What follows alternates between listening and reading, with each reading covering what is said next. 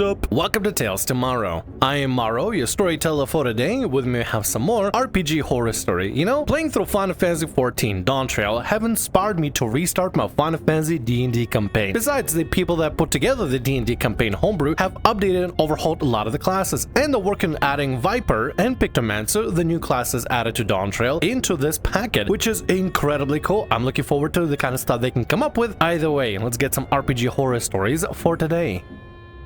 A Vampire the Masquerade horror. Hey, this is my first post on this subreddit, although I've been a big fan of content like Den of the Drake for a while. Hope this works.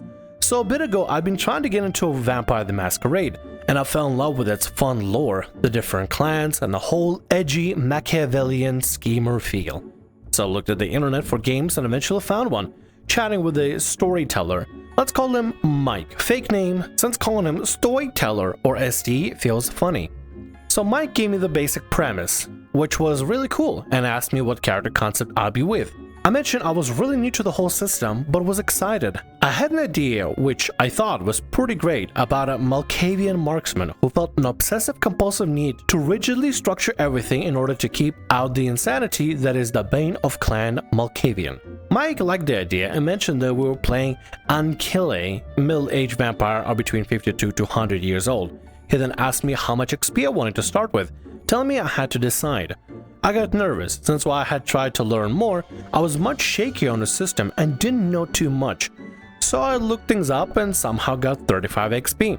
He asked me if it was my final answer, and I got nervous and said no. I then asked if I could learn what other people had chosen or what he felt was a good amount. He said no, and that I had to pick. Why is Mike saying no? If a player is brand new to the game, wouldn't you want to guide him step by step on why the XP matters? Does it matter how much XP you want to start with? What is the maximum and the minimum limit? It sounds like Mike is just kind of waiting for answers, like waiting for perfect answers. How are you supposed to properly give an answer? What are the drawbacks? What are the benefits? Am I losing out for asking too much? Is it more appropriate to say I want a little bit or none at all? I just don't understand. What is Mike's about? Can Mike explain anything at all? I asked a question in a VtM Discord, but no one was answering, and I really liked the premise. So after a bit more frantic research, I arrived at 65 XP, and he said it was okay and gave me the invite to the Discord. It was the kind that I had been around for a year or so and hosted multiple games. Is asking for XP like Tribe of Fire kind of thing? Like if you give a wrong amount of XP, you don't get in the Discord, but if you give something lowish and stuff, you can get in? Is it like a test? I joined, said hi to a few people, and learned about the other characters. Then I noticed something, a big announcement in this info section that said everyone was starting with 220 XP, more than 3 times my starting XP. I asked Mike about this, and he said that it was just for players who already serve members. There were 2 new players like me, and one picked 150 and the other picked 200. I asked him why he was having players pick in the first place, and he said it was funny to see what people picked. Is it really that funny if you don't know what you're picking? It's like asking somebody, do you want a lemon pledge or hourglass sour? It just sounds like nonsense to somebody that doesn't know what they're picking. They're being asked to answer a specific question they don't know a correct answer to, or what they're supposed to pick on which scale and such. They're literally just asking an impossible to answer question for somebody that has no idea what's going on, especially if you don't know anything about the system and you're brand spanking new. You just want to learn, and you're being asked things that honestly don't make sense to you. This sounds like a horrible first experience with somebody that never played Vampire the Masquerade. I've never played Vampire the Masquerade. If somebody wanted me to play charades or trying to figure out XP, I would just be like, nah man, I'm just gonna find a different table. I'm just gonna find a different group that's not gonna do this. I want to learn. I don't want to have to play little quiz games. I asked if I could change my XP to be more in line with the rest of the coterie. He said no. You picked it. You play it. Thanks, Mike, you dickhead. At this point, I was ready to argue with him, but I had to go make dinner. After some delicious pasta frittata, I came back to find that someone had responded to my initial query. The XP range for an ancillary is between 75 and 200. I was starting lower than the bare minimum. He had been okay with me having 35. I brought this up with Mike and asked him if I could at least have the minimum XP being 10 more. He said fine. But in exchange for his special bonus at one dramatic time of his choosing, I'd suffer a massive failure. This worried me, so I decided against it and began building.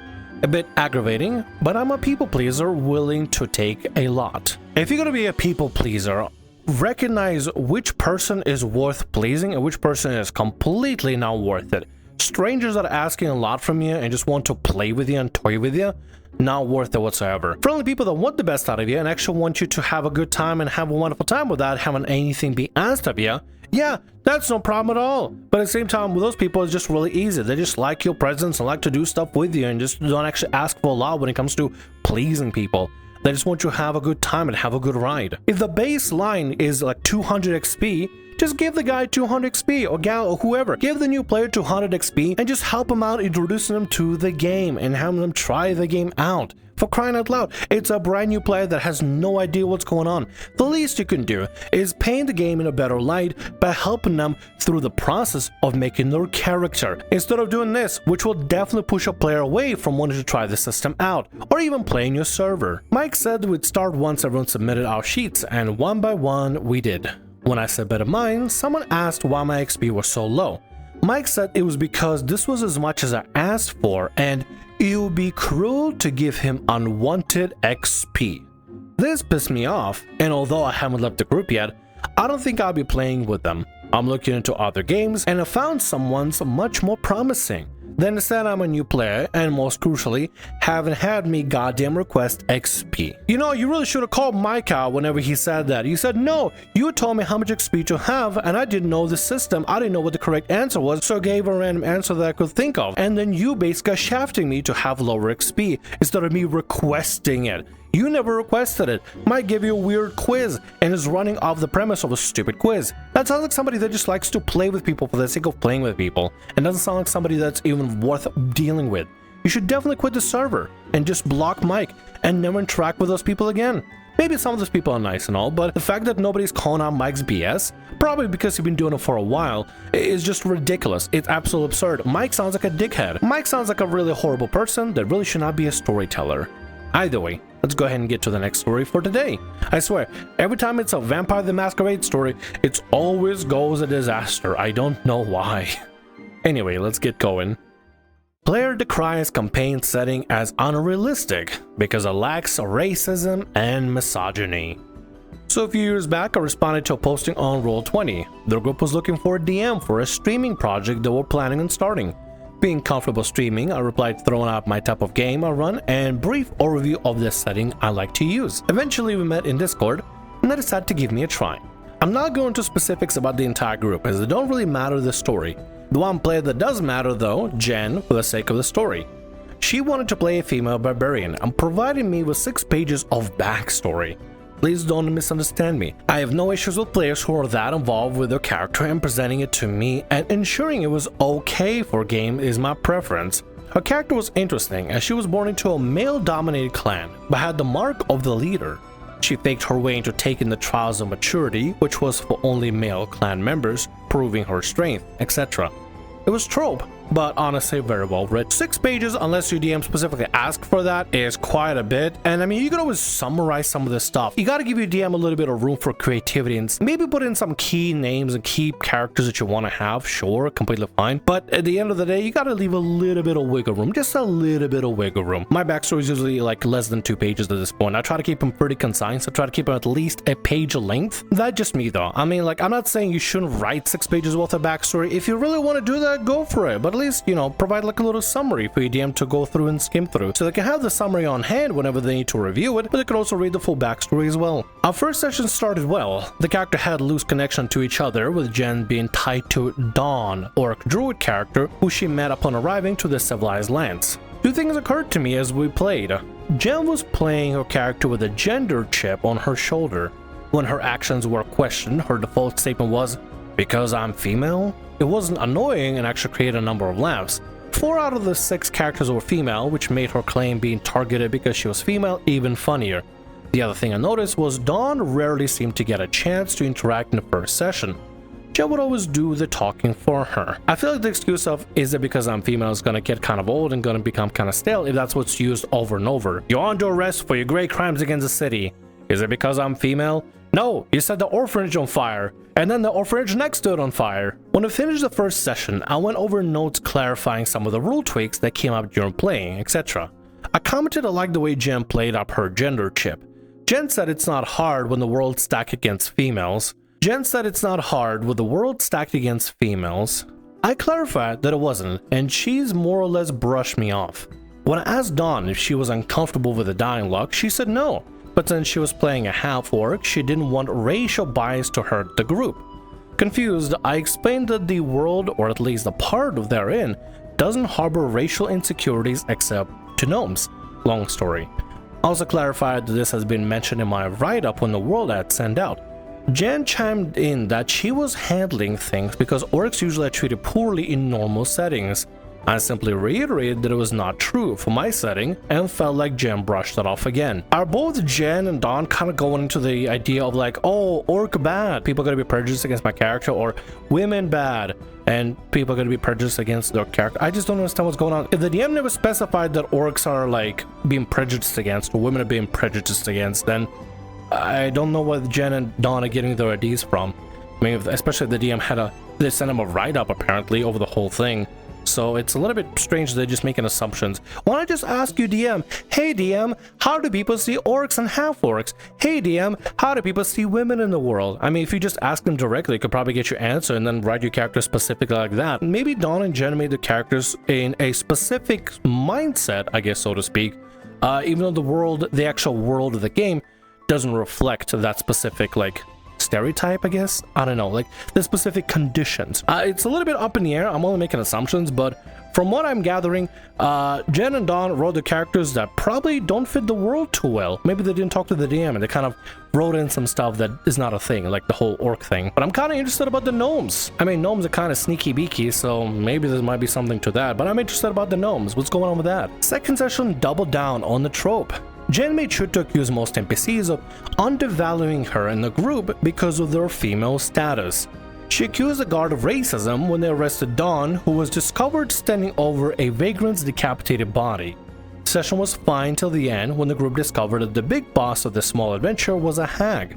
The group defeated her using a MacGuffin, got the hook for the next adventure, and everything ended on a good note. Unless the group is actually undervaluing their characters because they're women, I have no idea what Jen is going off about. Is Jen looking to make problems? I don't know. I don't know what's happening. I feel like Jen might be just like looking for problems when there are no problems for the sake of story? Reason? Baiting? I have no idea what Jen is coming out from. And yeah, if you've discovered standing over a vagrant's decapitated body, you probably think like, oh, did you do it? You seem suspicious. You're standing next to the body, you didn't report it. Probably, the guard will probably react to anybody doing that. If I was standing next to a decapitated body of a vagrant, then I'll probably get arrested too, just because I'm in close proximity. But I don't know. Maybe I'm just overassuming things. Maybe I'm just underassuming. But I don't know where Jen is coming up with this stuff. It's just like random arguments for the sake of arguments or something like that. Unless something's actually happening behind the scenes that we just don't have the context for. Honestly, I have no idea. We've been up in Discord a day later to discuss things going forward. Jen came out and said she felt I was a poor fit for the group, as my game world lacked the realism they were looking for. When I asked, the others mostly said they had a good time, but needed a DM they all enjoyed. Jen told me a fantasy world lacking misogyny invalidated her character's story. Huh? She also felt like I purposely made male characters more accepting to turn her character's struggle into comedy relief. She also felt like a world without racism towards orcs was simply lazy and lacked representative struggle against oppression. Again, huh? The fantasy world lacking misogyny that invalidates her character's story. Did you write your character to fight against imaginary misogyny?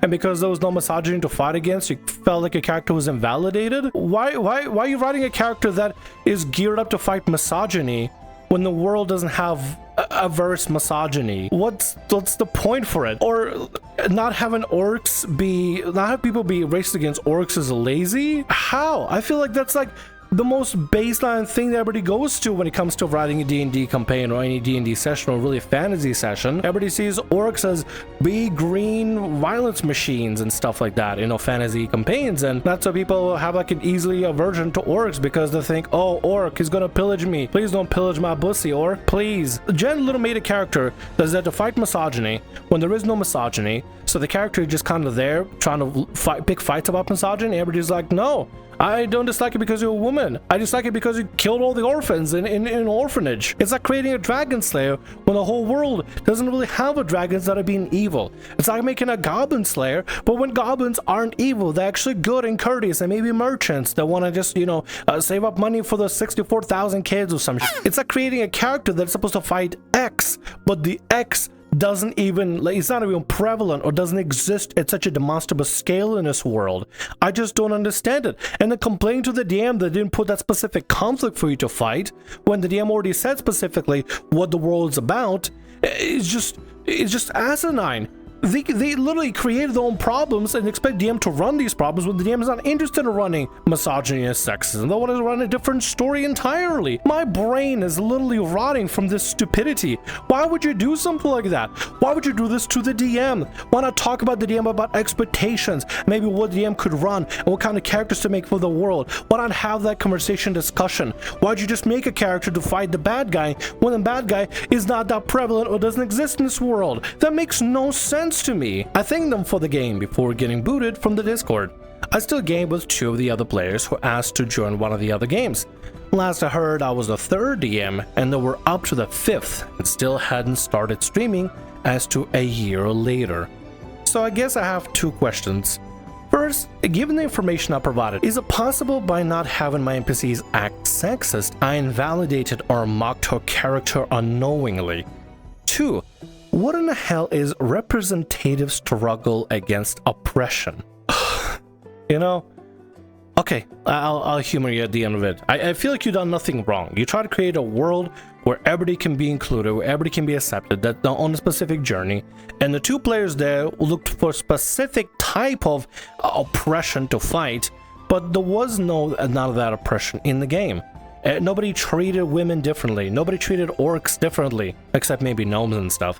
But like, the world was a more standardized world that had other conflicts. There's more to fantasy conflicts than just racism and sexism. Sometimes DMs don't want to run racism and sexism. They don't want to run that stuff. They just want to run an epic story against an evil dragon, an evil cult, a hag, what have you. Social conflicts can be there and DMs are allowed to run social conflicts. Like, you can have fantasy racism or you can have fantasy sexism and misogyny if you really want to. That's the kind of world you're running and all the players are cool with it being in there. But at the end of the day, it's up to the DM to decide what sort of themes and topics they want to have. If you don't want to have fantasy racism, except against gnomes, and if you don't want to have fantasy misogyny, you don't need to run those themes at all. You can run other themes, other conflicts, other social things, other things that make your campaign more complex in its own regard. You can run whatever themes you want to run, as long as everybody at the table is also cool with it too. No, DM, I don't think you invalidated the player by not having sexist NPCs. You don't want to run sexist NPCs. You don't want to entertain someone's idea of being a damsel that's trying to fight oppression. Not trying to force some sort of a specific conflict for sexism or racism or one or the other.